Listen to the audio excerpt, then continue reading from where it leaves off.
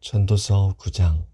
내가 이 모든 것을 마음으로 생각하여 탐구해 본 결과 의인이나 지혜로운 사람이나 그들이 하는 일은 모두 하나님의 손안에 있다는 것을 알았다. 그러나 아무도 자기를 기다리는 것이 사랑인지 미움인지 알지 못한다. 모든 사람은 공통의 운명을 갖는다. 의인이나 악인이나 선인이나 강도나 깨끗한 자나 더러운 자나 예배를 드리는 자나 드리지 않는 자나 모두 마찬가지이다. 선인에게 임하는 일이나 죄인에게 임하는 일이나 맹세하는 자나 두려워 맹세하지 못하는 자나 일반이다. 모든 사람이 다 같은 운명에 떨어지는 것은 악한 일이다. 이로 인해 사람의 마음은 악으로 가득하고 사는 동안 미친 짓을 생각하다 결국은 죽고 만다. 그러나 살아있는 개가 죽은 사자보다 낫다라는 말처럼 살아있는 사람에게는 소망이 있다. 왜냐하면 산 사람은 자신들이 죽을 것을 알지만 죽은 사람은 아무것도 모르며 아무런 보상도 없고 그들에 대한 기억도 잊혀지고 말기 때문이다. 죽은 사람은 사랑과 미움, 시기하는 일을 오래전에 그치고 해 아래서 일어나는 어떤 일에도 다시는 참여할 수 없다. 그러니 너는 가서 즐겁게 먹고 기쁜 마음으로 내 포도주를 마셔라. 왜냐하면 이미 하나님께서 내가 하는 일을 인정하셨기 때문이다. 언제나 흰옷을 말끔하게 차려입고 머리에는 기름을 발라라. 하나님께서 주신 이 허무한 생애 동안 내가 사랑하는 내 아내와 생을 즐겨라.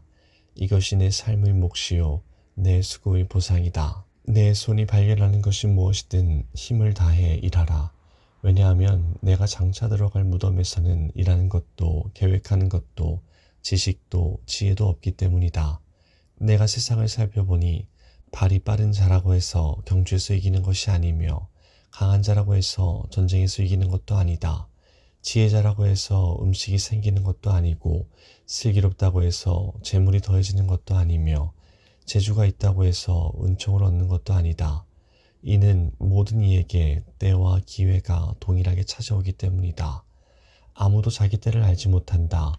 물고기가 무자비한 그물에 걸리고 새가 덫에 걸리듯 사람 역시 자기에게 닥치는 예기치 못한 불운이 덫에 걸릴 때가 있다. 또 내가 세상을 살펴보다가 인상 깊게 받은 지혜가 있는데 이는 다음과 같다. 어떤 작은 성에 적은 수의 사람들이 살고 있었다. 그런데 한 번은 어떤 강한 왕이 공격하여 그 도성을 포위하고 거대한 공격용 탑을 설치하였다. 그때 그 도성에는 가난하지만 지혜로운 사람이 살고 있었는데 바로 그 사람이 그의 지혜로 그 도성을 구하였다. 그런데도 이 가난한 사람을 기억해주는 사람은 없었다. 지혜가 무력보다 강하다고 내가 늘 말했지만 그 가난한 사람의 지혜는 무시되었고 더 이상 이것을 들으려 하지 않았다. 조용히 들리는 지혜자의 가르침이 어리석은 통치자들의 외침보다 훨씬 낫다. 지혜는 무기보다 낫지만 한 사람의 죄인이 다수의 행복을 파괴하고 만다. 10장. 죽은 파리들이 향수에서 악취가 나게 하듯 조그만 어리석음이 지혜와 영예를 더럽히고 만다. 지혜자의 마음은 옳은 곳으로 향하지만 어리석은 자의 마음은 그릇된 곳으로 향한다. 어리석은 자는 길을 걸을 때에도 지혜가 모자라 자신의 우둔함을 모두에게 드러낸다. 통치자가 내게 화를 낸다 해도 내 자리를 떠나지 마라.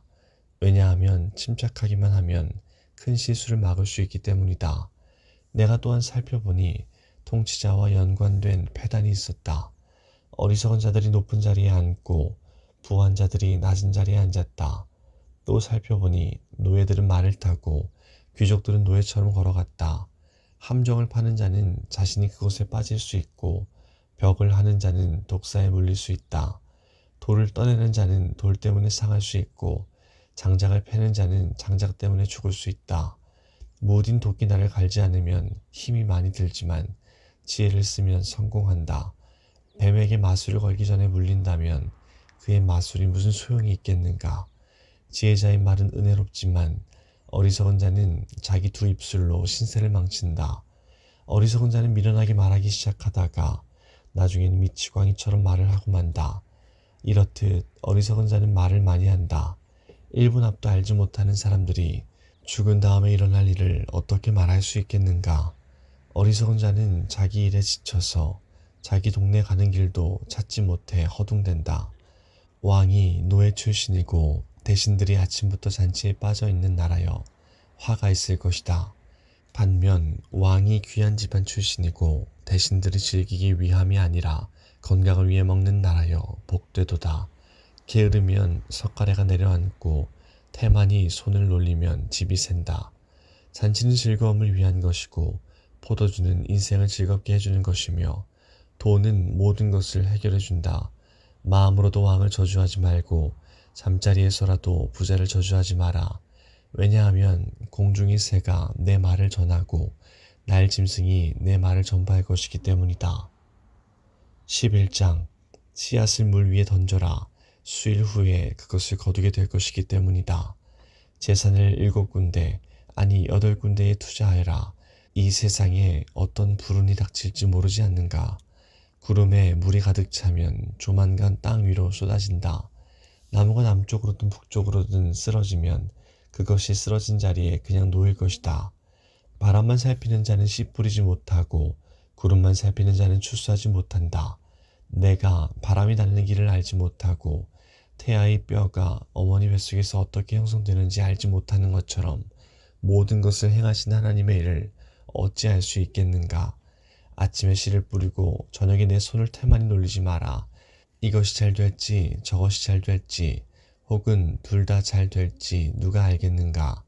환한 세상이 좋으니 태양을 바라보는 눈이 얼마나 행복한가. 사람이 오래 살 때 매일의 삶을 즐겨라. 그렇지만 어두운 날들도 기억하여라. 이는 그런 날들도 많을 것이기 때문이다. 장래일은 허무하다. 청년이여, 내 젊은 시절을 즐거워해라. 내 젊은 날에 마음을 기쁘게 하라. 내 마음이 원하는 것과 내 눈이 보는 것을 따라 즐겨라. 그렇지만 이 모든 일들에 하나님의 심판이 있다는 것도 기억하여라. 그러므로 내 마음에서 불안을 없애고 나쁜 일을 없애라. 너의 젊은 때는 빨리 지나가 버린다. 12장 그러므로 너는 내 젊음이 날에 곧 내 괴로운 날들이 닥치기 전에 이제는 사는 것이 낙이 없구나 라고 말할 때가 닥치기 전에 창조주를 기억하여라. 해와 달과 별이 어두워지기 전 비바람이 휩쓸고 지나간 후 다시 구름이 몰려오기 전에 그분을 기억하여라. 그날이 오면 너를 보호하던 팔도 힘을 잃을 것이며 강한 다리도 약해지고 구부러질 것이며 너희 치아가 다 빠져 씹지 못하게 될 것이며 너희 눈도 희미해질 것이다. 귀도 어두워져 거리에서 나는 소리도 잘 들리지 않을 것이며 노랫소리도 거의 들리지 못할 것이며 맷돌 소리도 희미해질 것이다. 새가 첫 노래를 부를 때에 내가 깰 것이다. 그때 너는 언덕 오르기를 무서워하고 거리에 나서는 것조차 두려워할 것이다. 살구나무에 꽃이 피고 메뚜기도 다리를 질질 끌 것이며 식욕도 나지 않을 것이다. 내가 영원한 내 집으로 돌아가면 좋은 객들이 분주히 길거리를 오갈 것이다. 은줄이 풀리고 금그릇이 깨어지기 전에 물 항아리가 샘 곁에서 깨어지고 두레박근이 우물에서 끊어지기 전에 너는 창조주를 기억하여라. 그때에 흙으로 만들어진 인간은 흙으로 돌아가고 그 영은 그것을 주신 하나님께로 돌아간다. 설교자가 외친다. 인생은 정말 허무하다. 세상 만사가 너무 허무하다. 설교자는 지혜롭게 사람들에게 지식을 전달하였다. 또 그는 탐구하고 연구하여 많은 경구들을 만들었다. 설교자는 격려를 주는 말을 탐구하여 찾았다. 그래서 그가 기록한 교훈은 정직하며 진실하다. 지혜자의 교훈은 채찍 같고 그가 수집한 말씀은 잘 박힌 못과 같으니 이는 모두 한 목자의 말씀이다. 내 아들아, 이런 말씀에 더하여 다른 가르침을 주의하라. 책을 쓰는 일은 끝이 없고 공부는 하면 할수록 사람을 피곤하게 만든다. 세상 만사의 결론을 들었으니 하나님을 경외하고 그분의 명령을 지켜라. 이것이 사람이 해야 할 본분이다. 하나님은 선악간의 모든 행위와 남몰래 한 모든 일을 심판하실 것이다.